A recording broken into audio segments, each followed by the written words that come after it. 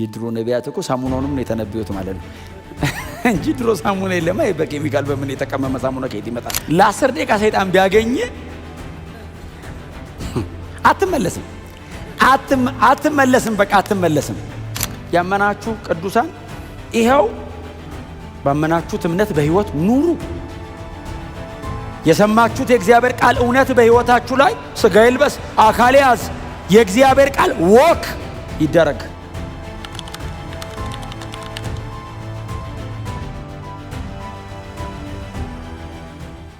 መጽሐፍ ቅዱስ የእግዚአብሔር ቃል በእጃችን ላይ የያዝን ሰዎች ትንቢተ ሚልክያስ ምዕራፍ 3 ከቁጥር 1 እስከ 6 ብዬ ላንብበው።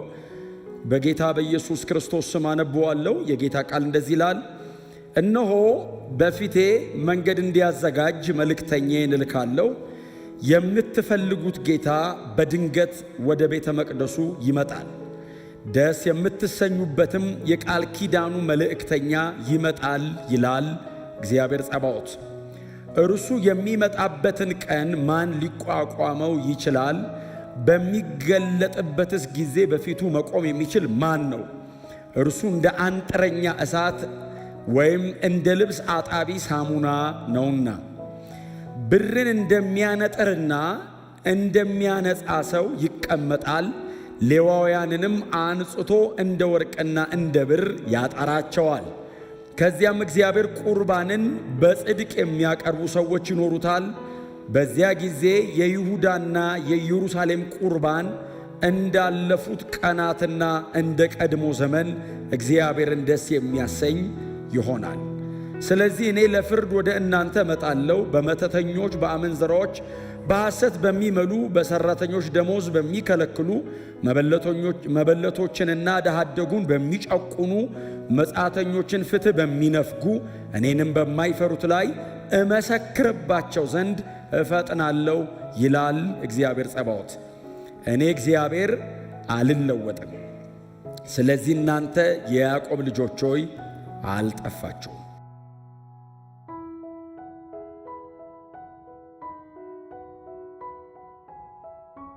እመጣለሁ ባዩ ይመጣል።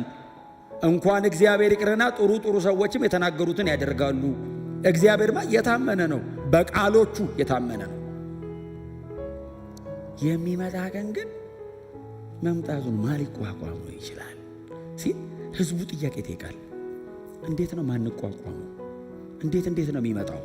ምን አይነት ሆኖ ነው የሚመጣው ሲል በሁለት መንገድ ነው አይደል የሚያቀርበው። የዚህ ትንቢት አቅራቢ ሰው ትንቢቱን የሚያቀርብበት መንገድ በሁለት መንገድ ነው። እግዚአብሔር የገለጠለትን ነገር በሁለት መንገድ ያቀርበዋል። አንደኛ እንደ ብር አንጥረኛ ነው። ሁለተኛ እንደ ልብስ አጣቢ። የመጀመሪያው ብር አንጥረኛ ቅድም ያልኳችሁ ነው፣ ሪፋይነር ነው። ብር አንጥረኛ ትግሉ ለምሳሌ አሁን ሞር ወርቁን ልንገራችሁ። ብር አንጥረኛ ወርቅ አንጥረኛ ተመሳሳይ ናቸው። ወርቅ አንጥረኛ እሳት ነው የሚጨምረው። ብር አንጥረኛ እንደዛ ነው የሚያደርገው። ከስር እሳት እንትን አለው። ይሄ ምንድነው የሚባለው? ይሄ ወናፍ ነው የሚባለው። ወናፍ አልተሳሳትኩም አይደል? ወረጋ ትንፋሽ አይመስልም። እሳት እኮ ለክሱ ሲያደርግ ወርቁ ይንገበገባል። ዋይ አንጥረኛ አለ። ራሱ ነው እንደዚህ የሚያደርገው። አንጥረኛው ሳያውቅ አይደለም እሳቱ፣ በአንጥረኛው ዕውቀት ነው መጠኑ። አንጥረኛው ጋር አለ የእሳቱ ዲግሪ። ሪፋይነሩ ነው የሚያዘው የእሳቱን መጠን። ውዚል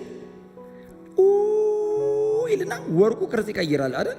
ይሄ ወርቅ ወልቆ እሳቱ ላይ ሲቀመጥ እሳቱ ሲያንገበግበው ፈሳሽ ይሆናል። ባይዘዌ ፈሳሽ ሲሆን የወርቁን ቅርጽ የመቀየር ስራ ብቻ አይደለም የሚሰራው። ወርቁ ላይ የተቀላቀሉ አሎይስ አሉት አይደል? አሁን ወርቁ አንዳንድ ወርቅ አይታችኋል፣ ቀይ ነው አለው የተቀላቀለ መዳብ የሚመስል ወርቅ እኮ አለ።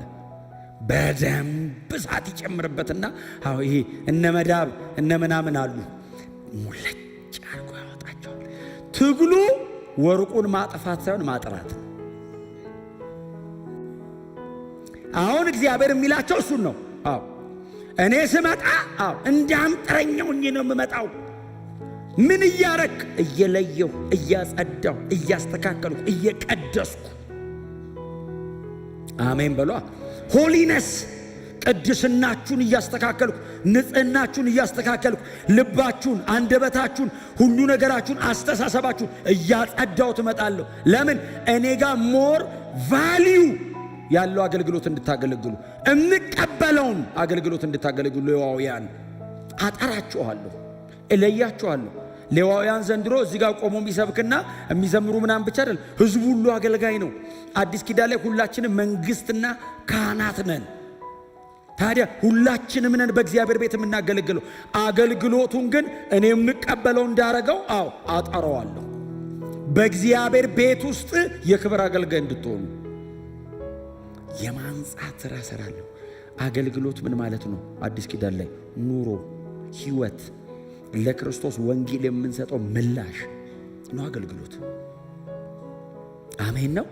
በዛ በምትኖሩበት መንደር፣ በምትኖሩበት አካባቢ፣ በምትሰሩበት አካባቢ ላይ የምትኖሩት የህይወት ኑሮ አቋማችሁ እሱ ነው አገልግሎታችሁ። ለአእምሮ የሚመቸው አገልግሎታችን ራሳችንን እግዚአብሔር ደስ የሚያሰኝ ሕያውና ቅዱስ መስዋዕት አድርገን ምናችንን ራሳችንን ከዛ በኋላ ሌላውስ የነዚህ ነገሮች መገለጫ ሊሆን ይችላል። ሌላው ዋናው ራሴን ነው ማቀርበው። ይሄ ነው አገልግሎቴ። አዲስ ኪዳን ላይ ሁሉም ሌዋውያን ነን። በክርስቶስ ኢየሱስ አምኖ በዚያ ክቡር ደም ተቀድሶ በእግዚአብሔር ቤት ውስጥ ያለው ሁሉም አገልጋይ ነው። በመኖር ነው የምናገለግለው። እሱን አገልግሎት በፊቴ የክብር አድርጋችሁት እንድቀበለው አጠራችኋለሁ። እንደምታውቁት ነው እኛ በጣም ብዙ ነን። ስንመጣ ብቻችንን ብዙ ነን። ያለን የምንመጣው በራ ያስገባንም እኮ ብዛቱ እላያችን ላይ ተሸከመን የምንመጣው እሱን የማቁረጥ ሥራ፣ የማጽዳት ሥራ። እስቲ አሜን በሏ። እኔ ገርመሃል በቃ እንላለን። እኔ እኮ ድሮ አባቴ እንዲህ ነው፣ እናቴ እንዲህ ነበረች፣ አያቴ እንዲህ ነበሩ። ከዛ እግዚአብሔር ቀስ እያለ አባት፣ አያት፣ አክስት፣ ዘመድን ተለያይ ወርዶ ጓደኛ እንዲህ ጓደኛ አንተ ቀስ እያልክ ተነግሯል። እሱ ነግረህ ነው እያለ ቆርጦ ልጁን እንድትመስል እስቲ አሜን በሏ። ልጁን እንድትመስል አንዳንዱ ነገር ከሲን ብቻ እኮ እንዳይመስላችሁ፣ ከኃጢአት ብቻ ሰ ከማይጠቅመንም ነገር ነው የሚለየን። ከኃጢአት ከመበደል ከምናምን ብቻ እኮ አይደለም፣ ከማይጠቅመኝ ከማያንጸኝ ለአካሉ በረከት ከማይሆን ነገር ሁሉ ይለያል። ጠቃሚ አገልጋይ የሚቀበልህ እስቲ አሜን በሏ። እንዳንጠረኛ ነኛል አነጥራለሁ። እንደዚህ የሚናገር የኛ አምላክ ብቻ ነው። እሳት ውስጥ ነው ማሳለፍ ሲልህ እንደናንተ አይነት ጉባኤ ይመስለኛል የሚልኪያስ ጉባኤ አሜን የሚል በእሳት ውስጥ ትነጥራላችሁ ሲባል አሜን። ለምን ይሻለናላ።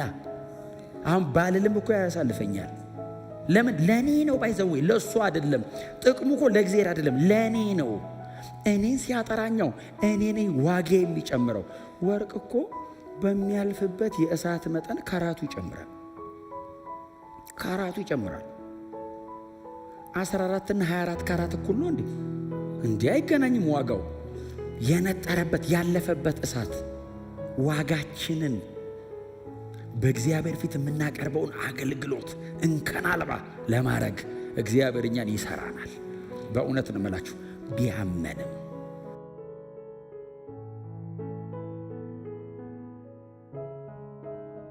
የሆነ ቀን የማያሳፍር ሰራተኛ እንሆናለን። የማያሳፍር ምንም ጋር ወስዶ ቢያቆም ትሆናለህ።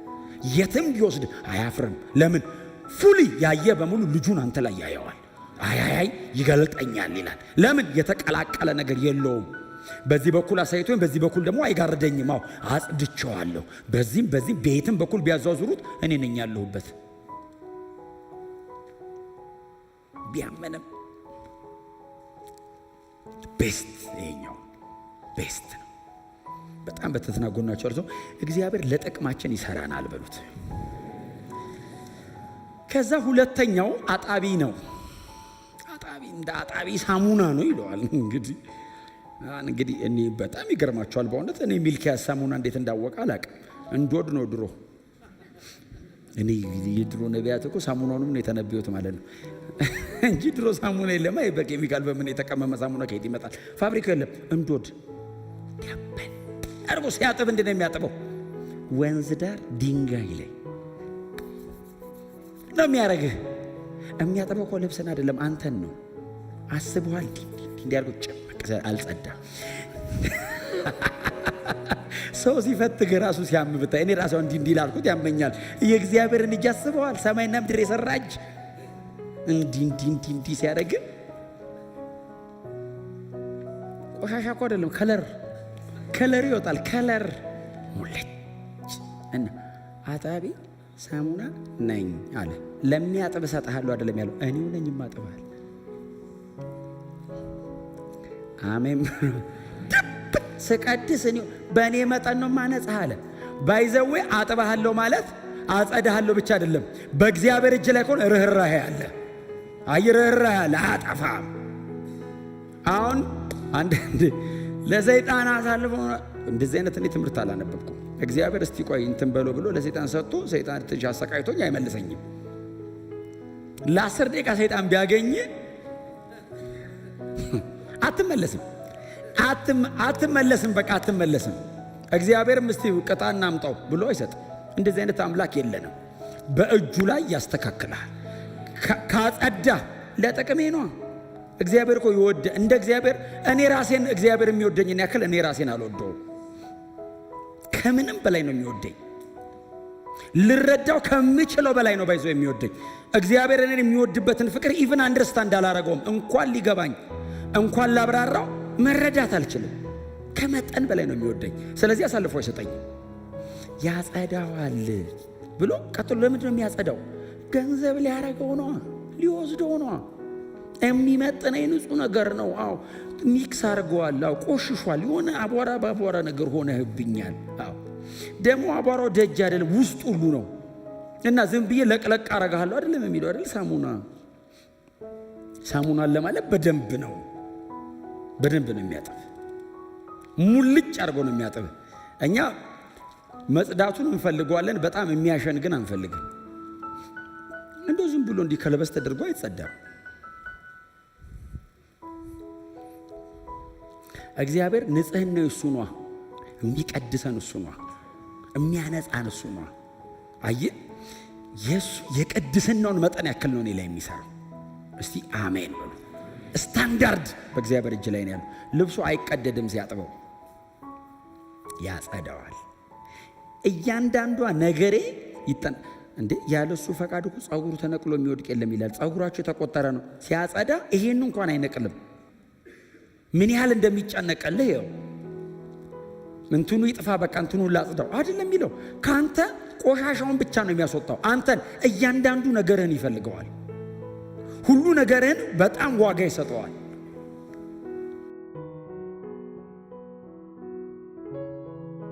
ቀዳሽ ማን ነው? እግዚአብሔር ነው። አንጪ ማን ነው? እግዚአብሔር ነው። አጣቢ ማን ነው? እግዚአብሔር ነው። ለቅድስና እንደምንሆን አድርጎ የሚቀድሰን እሱ ነው። ቀዳሻችን እሱ ነው። እኔ ነኝ የማጥበው አለ። እናንተስ ራስን አቅርብ እመጣለሁ። ከዛ አንድ ቁጥር አለች እናንብባት። ምዕራፍ 3 ቁጥር 16 እንደዚህ ይላል። በዚያን ጊዜ እግዚአብሔርን የሚፈሩ ሰዎች እርስ በርሳቸው ተነጋገሩ፣ እግዚአብሔር አደመጠ፣ ሰማ። እግዚአብሔርን ለሚፈሩ ስሙንም ለሚያከብሩ በእርሱ ፊት የመታሰቢያ መጽሐፍ ተጻፈ። እኔ በምሰራበት ቀን እነርሱ የገዛ ገንዘቤ ይሆናሉ ይላል እግዚአብሔር ጸባዖት። አባት የሚያገለግለው ልጁን እንደሚታደግ ሁሉ እኔም እታደጋቸዋለሁ። በዚያን ጊዜ እንደገና በጻድቁና በኃጢአተኛው መካከል እግዚአብሔርን በሚያገለግለውና በማያገለግለው መካከል ያለውን ልዩነት ታያላችሁ። በከንቱ ነው እጃችንን ያነጻ ነው የሚል ጩኸት አለ ማለት። በከንቱ ነው እንዴ በንጽህና የኖር ነው? ከዛ እግዚአብሔርን የሚፈሩ ተሰበሰቡና አውሩ።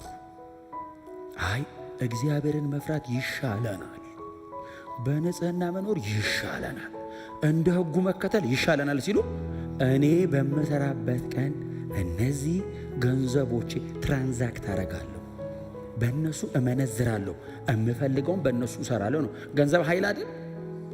ገንዘብ ሲኖር ሄደህ ትገዛለህ። እግዚአብሔር የምፈልገውን በእነሱ በኩል አከናውናለሁ፣ ገንዘቤ ይሆናሉ። ቀጥሎስ እታደጋቸዋለሁ፣ የሚመጣ ጥፋት አያገኛቸው። ጌታችን ኢየሱስ ክርስቶስ ይመጣል። ወዳጆቼ ምንም ማምለጫ የለም። ማምለጫው በእርሱ በክርስቶስ ኢየሱስ በኩል ማመን ብቻ ነው። ያመናችሁ ቅዱሳን ይኸው ባመናችሁት እምነት በሕይወት ኑሩ። የሰማችሁት የእግዚአብሔር ቃል እውነት በሕይወታችሁ ላይ ሥጋ ይልበስ፣ አካል ያዝ። የእግዚአብሔር ቃል ወክ ይደረግ፣ ይኑር። የእግዚአብሔር ቃል ስብከት ሰምታችሁ በጣም ተደስታችሁ እግዚአብሔር ይመስገን ብቻ ብላችሁ እንዳትሄዱ። ሸሽጉት። የእግዚአብሔርን ቃል በልባችሁ አድርጉት። እያደረግኩት ነው ወይ? እየኖርኩት ነው ወይ? አከናውን። ቼክ